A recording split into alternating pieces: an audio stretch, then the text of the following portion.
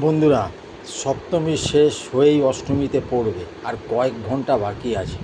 তো অষ্টমীর দিন আপনারা কী করবেন, মা বোনেরা কী করবেন বা দাদা ভাইরা কী করবেন? অষ্টমীর দিন এই কাজটা করলে যেটা আপনাদের সমৃদ্ধি বাড়বে এবং আপনাদের শরীর ভালো থাকবে, সমস্ত বাধা কেটে যাবে। তো এই অষ্টমী বছরে একবারই ঘুরে আসে। তো সেই কাজটা কি?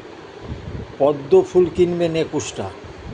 21টা পদ্ম ফুল কিনে পরিষ্কার পোশাক পরে নিচে একটা কিছু আসন পেতে নিজের হাতে পদ্ম ফুলের মালাটা গাঁথুন।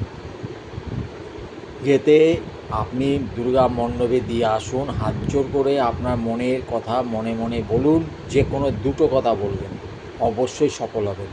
এটা খুব সুন্দর একটা রেমেডি আপনাদের কাছে শেয়ার করলাম। সেভ 21টা পদ্ম ফুলের উপরে আপনাদের সমস্যার সমাধান হয়ে যাবে।